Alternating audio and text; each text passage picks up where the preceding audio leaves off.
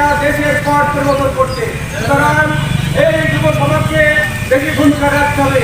আজকে যুব সমাজ মাদক মুক্ত আমরা করতে চাই, যুবককে আমরা সন্তান মুক্ত করতে চাই, চাঁদাবাদে মুক্ত করতে চাই।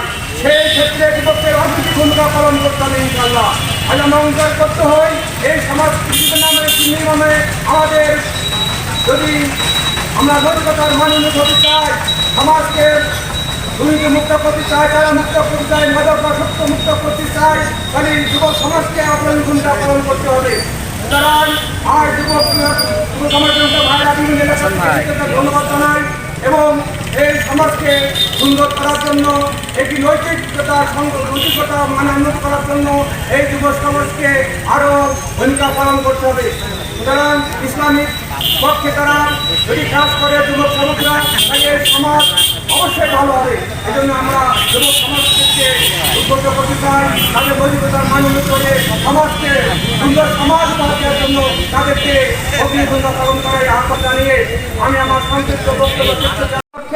র্যালি এবং সমাবেশের সম্মানিত প্রধান অতিথি শহীদ সংগঠন বাংলাদেশ জামায়াত ইসলামী কোটচাঁদপুর উপজেলা শাখার সংগ্রামী আমির জননেতা জনাব মাস্টার আজিজুর রহমান, আজকের অনুষ্ঠানের সম্মানিত সভাপতি বিশিষ্ট যুবনেতা বিশিষ্ট আইনজীবী জনাব অ্যাডভোকেট শিমুল হোসেন সহ প্রান্তীয় উপস্থিতি, আসসালামু আলাইকুম ওয়া রাহমাতুল্লাহ।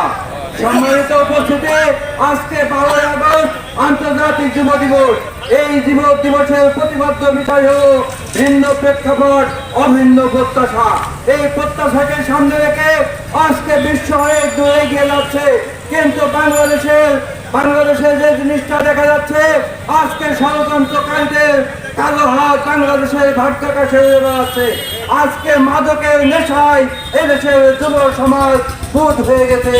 আজকে মোবাইল নামক এই যন্ত্রটির কারণে যুব সমাজ পথ হারিয়েছে।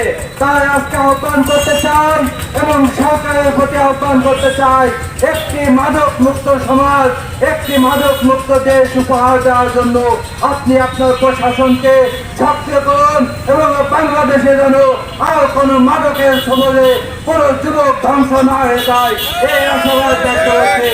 সম্মানিত উপস্থিতি, সংগ্রামী কর্তব্যবাসী, আমি সর্বশেষ বলতে চাই, আসুন তাদের কাজ মিলিয়ে কর্তব্য মিলে একটি সুন্দর সাফল্যমণ্ডিত সমাজ উপহার দেওয়ার আহ্বান করছি।